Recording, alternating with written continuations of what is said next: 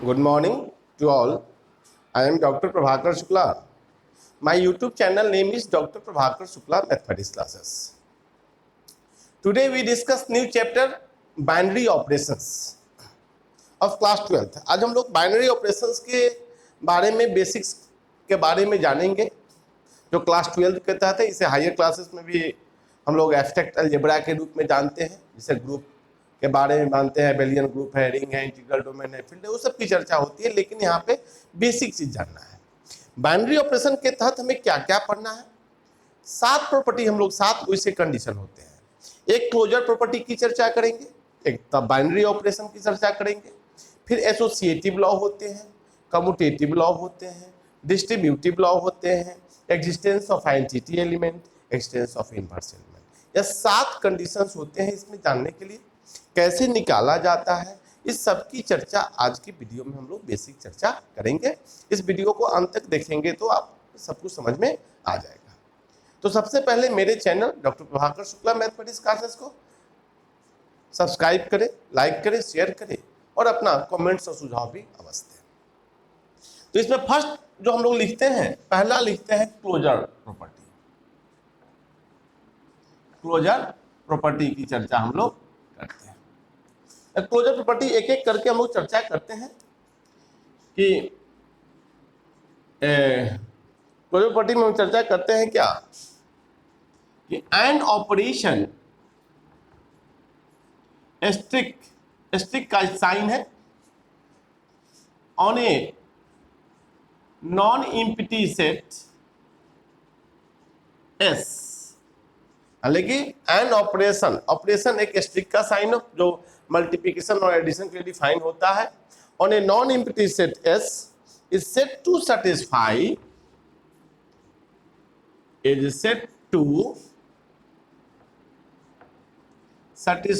the closure property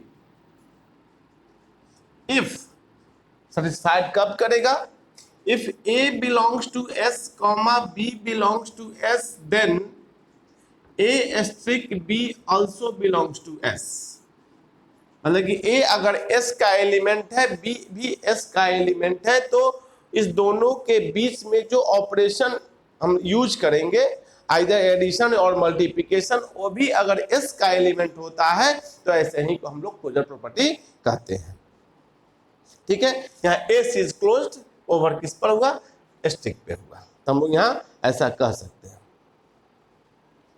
तो हम लोग कह सकते हैं क्या, वी से दैट, ऐसा भी कह सकते हैं कि S इज क्लोज्ड ऑन किस पे, स्ट्रिक पे। अब यह क्लोजर प्रॉपर्टी हुआ, इसका एग्जांपल, इसका और बाइनरी ऑपरेशन दोनों एक जैसा होता है, तो बाइनरी ऑपरेशन बता करके हम तब बताते हैं। अब इसी में दूसरा होता है बाइनरी ऑपरेशन की बात करते हैं binary operation. An operation strict on a non empty set S satisfies the closure property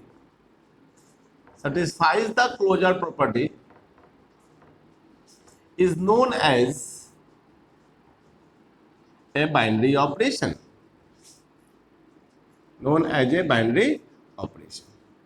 कहने का मतलब कि जो क्लोजर को सेटिस्फाइड करता है उसी को हम लोग बाइनरी ऑपरेशन कहते हैं। जैसे सिंपल एक एग्जांपल लेते हैं, जैसे एग्जांपल हम मान लेते हैं पहला, addition on the set of natural numbers n is a binary operation, मतलब कि नेचुरल नंबर पर जो addition on the set of natural number का जो सेट होता है वह बाइनरी ऑपरेशन को सेटिस्फाइड करता है। किसके लिए, फॉर एडिशन के लिए। क्यों करता है कि अब if A belongs to n and B belongs to n, then A plus B also belongs to n. मतलब कि sum of two natural numbers is also a natural number. दो प्राकृत संख्याओं का सम भी प्राकृत संख्या होता है। इसी प्रकार अगर हम मल्टीप्लिकेशन की बात करते हैं, multiplication on the set of, मान लेते हैं क्या, रियल नंबर्स मान ले, R is a binary operation, A भी बाइनरी ऑपरेशन को होल्ड करेगा।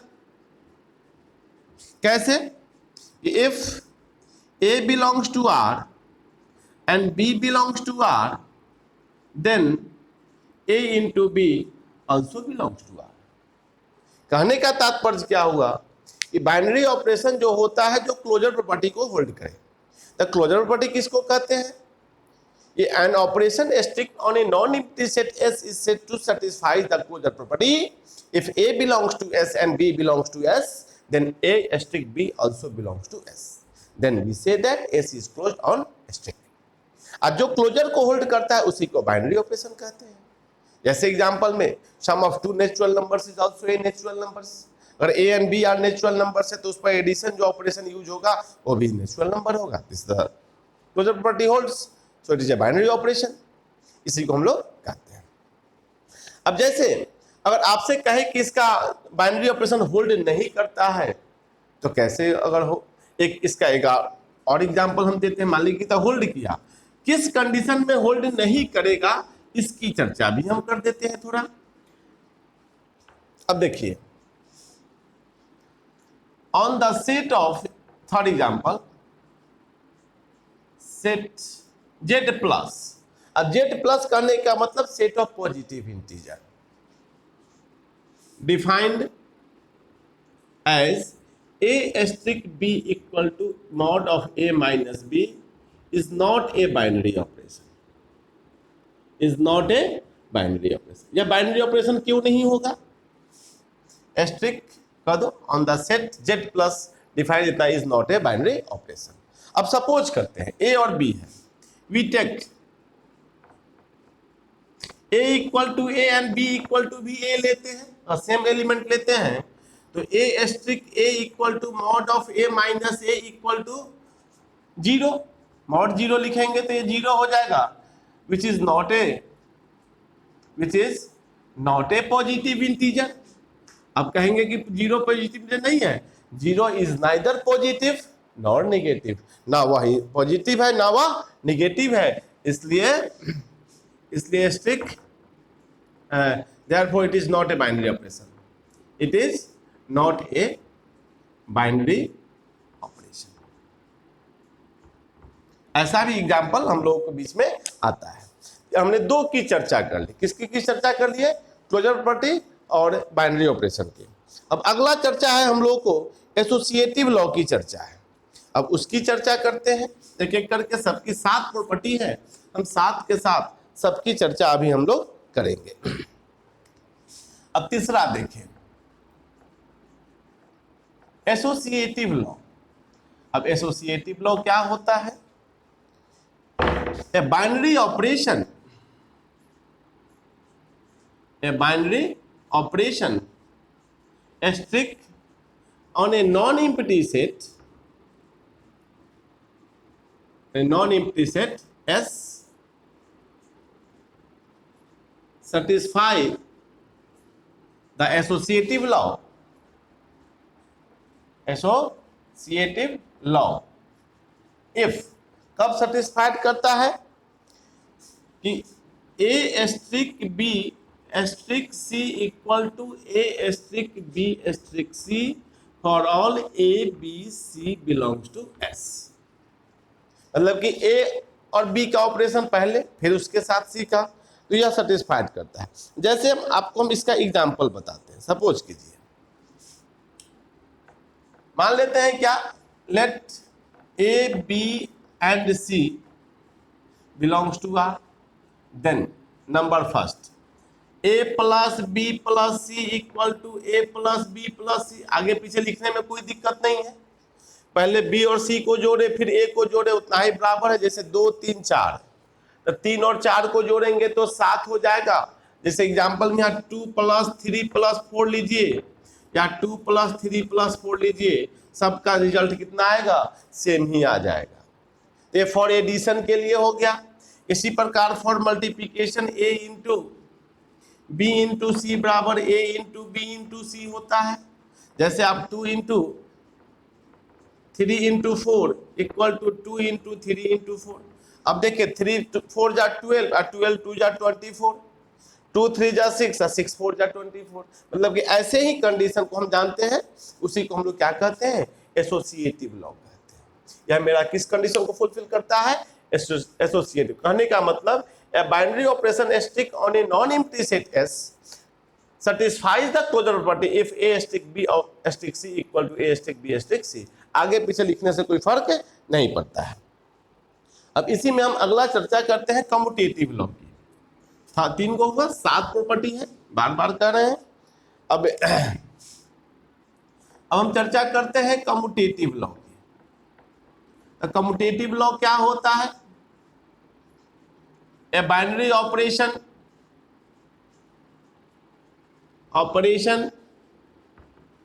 strict on a non-empty set S satisfies the commutative law if A stick B equal to B stick A for all A comma B belongs to S। मतलब कि A stick B equal to B stick के दोनों बराबर हो जाए तो ऐसे result को हम लोग क्या कहते हैं, कम्यूटेटिव लॉ कहते हैं। जैसे एग्जांपल की बात करते हैं, मान लेते हैं कि A and B belongs to R set of real number, then for addition तो A + B equal to B + A इसलिए लिख सकते हैं।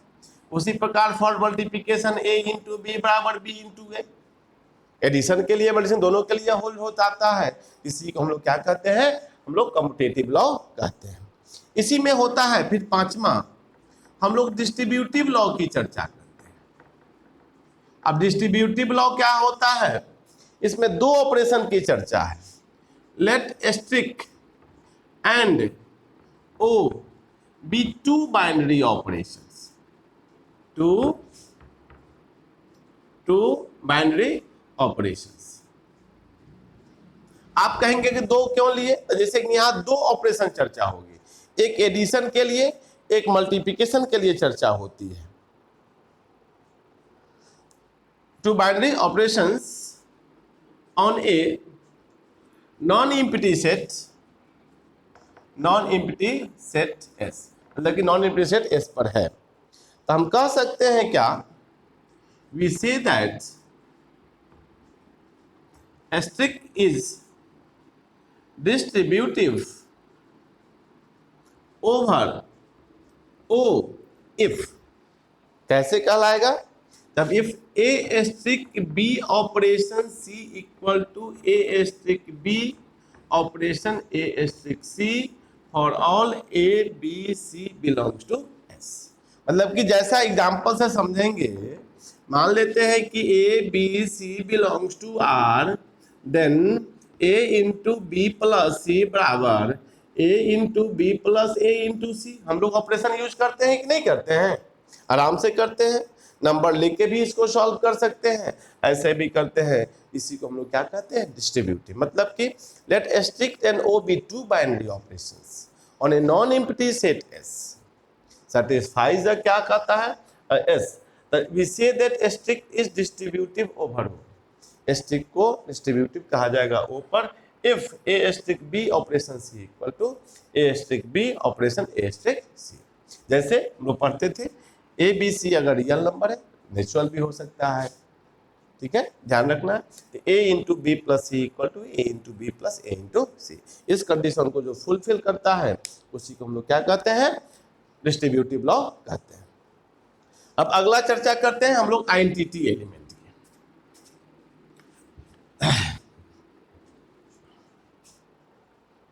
अब हम लोग 5 हो गया 6।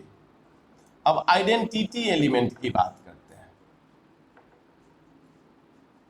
आइडेंटिटी एलिमेंट, अब आइडेंटिटी एलिमेंट क्या होता है, let strict be a binary operation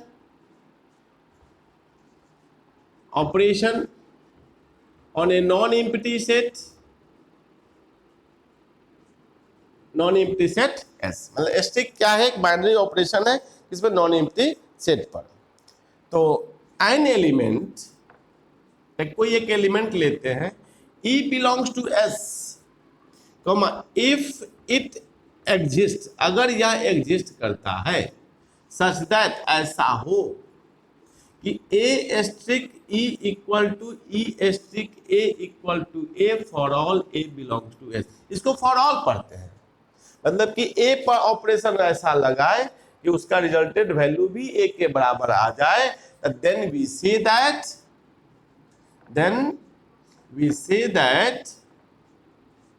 E is the identity element of A। अब जैसे यहां हमने चर्चा किया दो चीज की, एक एडिशन एक मल्टीप्लिकेशन। अब आप सोचे कि for addition of real numbers की बात है, 0 इज द आइडेंटिटी एलिमेंट। किसी भी संख्या में क्या जोड़ेंगे कि वही संख्या होगा। For addition of real numbers 0 is the identity element. क्यों? क्योंकि since a plus 0 equal to 0 plus a equal to a for all a belongs to R। किसी भी रियल नंबर में 0 जोड़ने पर ही वही संख्या आती है, इसलिए for addition identity element is 0। This is the competitive question, objective question बनता है। इसी प्रकार फॉर मल्टीप्लिकेशन की बात करते हैं, तो किसी भी संख्या में किससे हम मल्टीप्लाई करेंगे कि वही संख्या हो जाएगी, तो वैसी संख्या 1 होती है। Of real numbers 1 is the identity element. 1 is the identity element. क्यों? क्योंकि सिंस a इंटू 1 बराबर 1 into a equal to a for all a belongs to R। मतलब किसी भी संख्या में 1 से मल्टीप्लाई करने पर ही वह संख्या होती है, इसलिए for multiplication 1 is the identity element. इस तरह से कर सकते हैं। अब एक बचा इनवर्स एलिमेंट, अब इसकी भी चर्चा कर लेते हैं।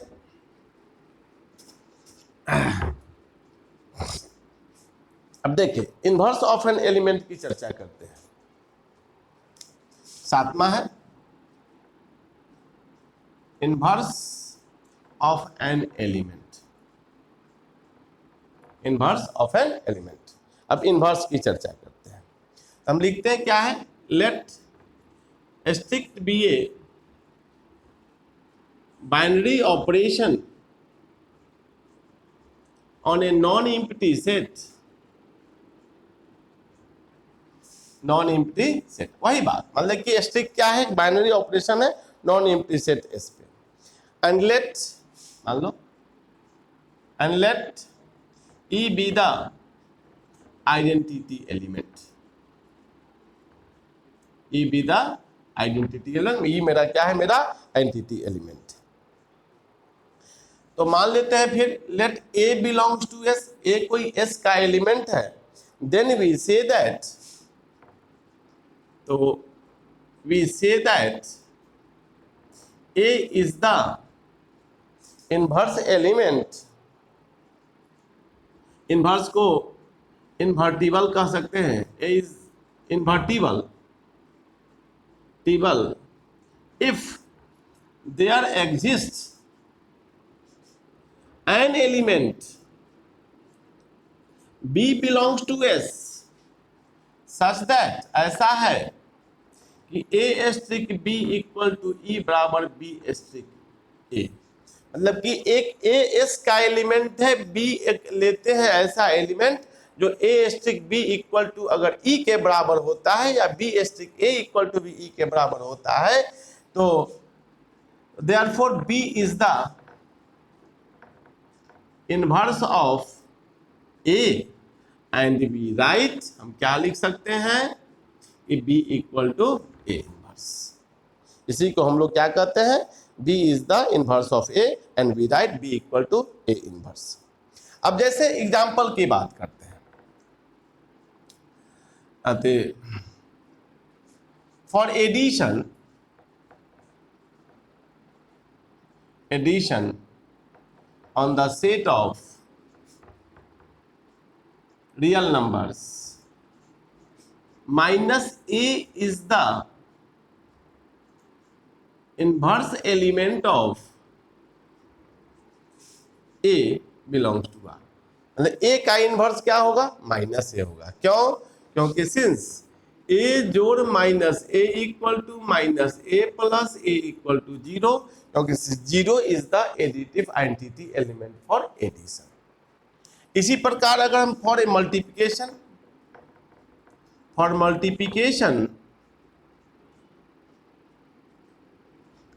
ऑन द सेट ऑफ और all a belongs to R कर दिए, रियल नंबर्स आर कर दीजिएगा. Multiplication on the set of non zero real numbers R not लेते हैं. R not 1 by A is the inverse element of A belongs to R naught. मतलब कि A का multiplicative inverse 1 by A होता है, since A into 1 by A equal to 1 by A into A equal to 1. 1 is the multiplicative identity element. कहने का मतलब क्या हुआ? जैसे कोई 2 हुआ तो 2 का एडिटिव इनवर्स क्या होगा? -2. और 2 का मल्टीप्लिकेटिव इनवर्स क्या होगा? 1/2. आप कहेंगे कि इसमें नॉन जीरो, क्योंकि जीरो का मल्टीप्लिकेटिव इनवर्स 1/0 लिखेंगे जो अनडिफाइन हो जाएगा, इसलिए यह हम ऐसा नॉन जीरो रियल नंबर्स लेते हैं. यह मेरे 7 property: closure law, binary operation, associative law, commutative law, distributive law, identity element and inverse law. This is the basic fundamental concepts of binary operations. तो आज के वीडियो में हम केवल बेसिक की चर्चा करते हैं. अगले वीडियो में हम इसके इंपॉर्टेंट एग्जांपल्स की चर्चा करेंगे. 2 ही टॉपिक्स इसमें आएंगे. आज के लिए इतना ही. मेरे channel doctor Prabhakar Shukla mathematics classes को सब्सक्राइब करें, लाइक करें, शेयर करें और अपना कमेंट्स और सुझाव भी अवश्य दें. आज के लिए इतना ही. धन्यवाद.